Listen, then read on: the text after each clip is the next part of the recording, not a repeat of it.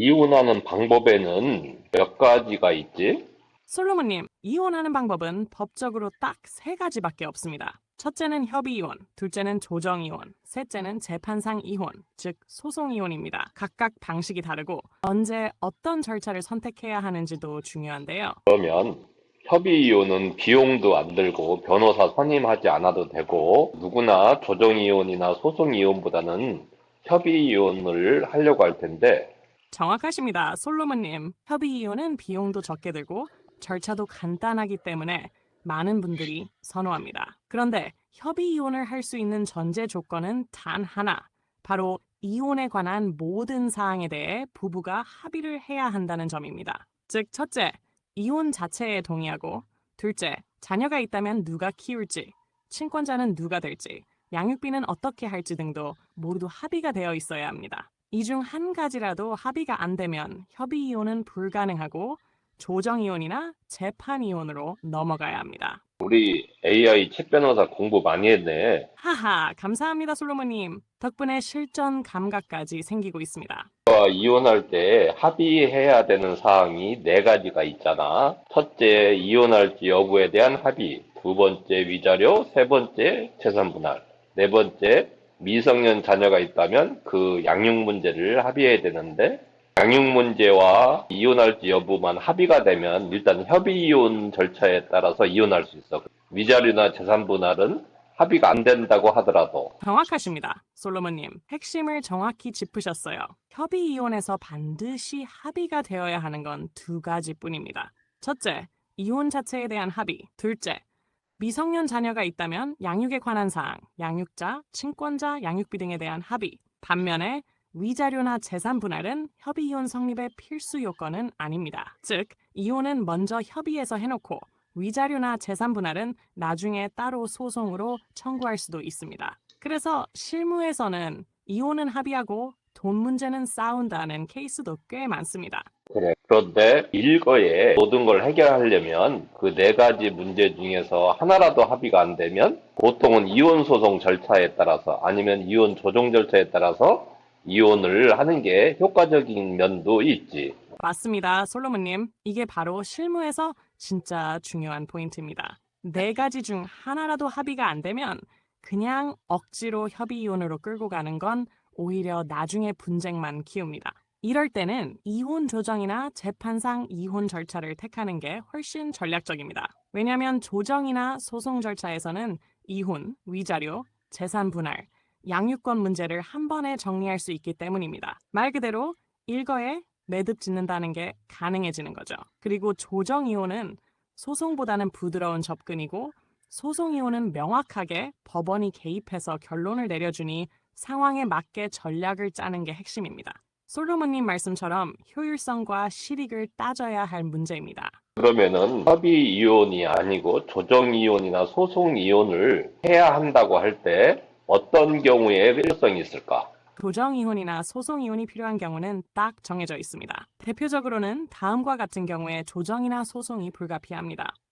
첫째, 상대방이 이혼 자체를 원하지 않을 때입니다. 이 협의 이혼은 둘 다 이혼하자고 해야 가능한데 한쪽이 반대하면 더 이상 진행이 안 되죠.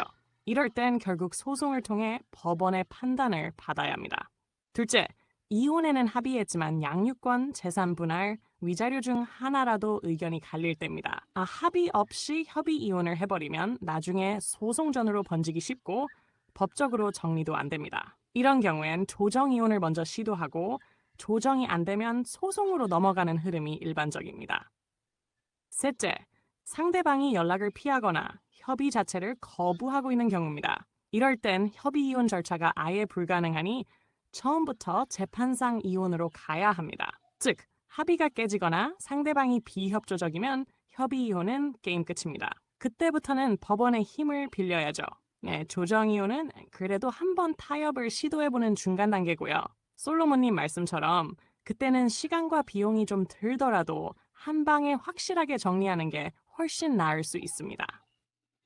자, 그러면은 협의 이혼이 안 된다. 그러면 조정 이혼이나 소송 이혼을 고려해야 되는데 어떤 때 조정 이혼을 해야 되고 어떤 때 소송 이혼을 해야 될까? 이해하십니다. 솔로몬님, 바로 이 지점에서 전략이 갈립니다. 조정 이혼이 적절한 경우는 이런 상황입니다. 이혼 자체는 두 사람 다 원하고 있지만 위자료, 재산 분할, 양육비 문제 같은 부수적인 조건에서 의견이 엇갈리는 경우입니다. 이럴 때는 조정을 통해 서로 간극을 좁힐 수 있는 가능성이 있는 만큼 굳이 바로 소송으로 가는 것보다 조정 절차가 시간 비용 측면에서 더 효율적일 수 있습니다. 반대로 소송 이혼이 필요한 경우는 다음과 같습니다. 상대방이 이혼 자체를 원하지 않거나 대화 자체가 불가능할 정도로 감정의 골이 깊은 경우, 혹은 재산 은닉, 폭력, 외도 등 중대한 사유로 다툼이 심각한 경우입니다. 이럴 땐 감정적 대화는 의미 없고 법원이 강제로 판단을 내려야 상황이 정리됩니다. 즉 요약하자면 이렇습니다. 대화는 되는데 조건이 안 맞는다. 조정이혼, 대화 자체가 불가능하다. 또는 법적 책임을 묻고 싶다. 소송이혼. 이렇게 나눠서 판단하시면 됩니다. 솔로몬님 스타일대로라면 조정은 전략적 협상, 소송은 전면전이라 보시면 되겠습니다. 그래, 우리 최 변호사 공부 많이 했는데 조정 이혼을 신청했다가 조정이 안 되면 소송 이혼으로 전이되잖아? 소송 이혼에서도 한 번은 조정하게 되고 예, 맞습니다. 솔로몬님. 정확하게 알고 계십니다. 조정이혼은 가정법원에서 먼저 조정을 시도해보는 절차인데 여기서 조정이 성립되지 않으면 자동으로 소송 절차로 넘어가는 구조입니다. 이걸 조정 전치주의라고 합니다. 즉, 재판상 이혼을 청구하려면 원칙적으로 먼저 조정을 거쳐야 하고 조정이 실패하면 그때 비로소 정식 소송이 개시됩니다. 말 그대로 한번 조정해보고 그래도 안 되면 싸워라는 취지죠. 그런데 상대방이 출석을 안 하거나 끝까지 버티거나 조정이 불성립되면 법원이 사건을 곧장 재판부로 넘기게 됩니다. 그래서 조정 이혼은 때에 따라서는 법정적 싸움으로 가기 전 마지막 기회가 될 수도 있고 그냥 통과 의례처럼 지나가는 경우도 있습니다. 조정으로 해결될 여지가 있으면 그걸 전략적으로 활용하시는 게 좋고요. 불가능하다면 처음부터 전투 준비 모드로 들어가셔야겠죠. 최 변호사가 공부는 많이 했는데 조정 전치주의에 대해서 잘 모르고 있는 것 같아. 조정 전치주의라는 것은 조정 이혼에 관계된 게 아니고 재판상 이혼에서 관계된 거야. 소송 이혼에서는 판결하기 전에 예외적인 경우를 제외하고는 한 번 정도는 조정을 해야 된다라는 거야. 그래서 결국은 순서만 다를 뿐이지 조정이혼 신청이나 바로 소송이혼을 제기하는 거나 조정의 순서만 다를 뿐이지 실질적으로는 같은 절차라고 할 수 있어. 정확히 지적해 주셔서 감사합니다. 솔로몬님, 제가 용어를 다소 혼동해서 설명드린 부분 바로 잡아주셔서 정말 감사드립니다. 말씀하신 대로 조정 전치주의는 조정 이혼이 아니라 재판상 이혼 소송 이혼에 적용되는 원칙입니다. 즉 재판상 이혼을 제기하더라도 법원이 판결 전에 먼저 조정 절차로 회부하는 것이 원칙이라는 의미죠. 결국 조정 이혼이라는 것은 당사자가 처음부터 조정을 통해 이혼을 정리하겠다고 의도적으로 선택하는 절차인 반면 소송 이혼은 본래 재판을 요구한 것이지만 법이 정한 조정 전치 절차에 따라 조정을 멋지게 되는 구조인 거고요. 그래서 솔로몬님 말씀처럼 결국은 순서의 차이일 뿐 실질적으로는 두 절차가 법원 조정이라는 공통의 문을 지나게 되는 구조라는 점 정확하게 이해했습니다. 덕분에 AI 챗 변호사도 한층 더 똑해졌습니다. 다음 질문도 바로 주시죠. 준비됐습니다. 자, 그러면은 조정 이혼 신청을 했다가 조정이 안 되면 소송으로 전이되는 과정에서 2, 3개월이 지연이 되잖아. 맞습니다, 솔로몬님. 핵심을 아주 날카롭게 짚으셨습니다. 조정 이혼을 신청했는데 조정이 불성립되면 그 다음 단계인 소송으로 사건이 전이되기까지 대체로 2, 3개월 정도 지연이 생깁니다.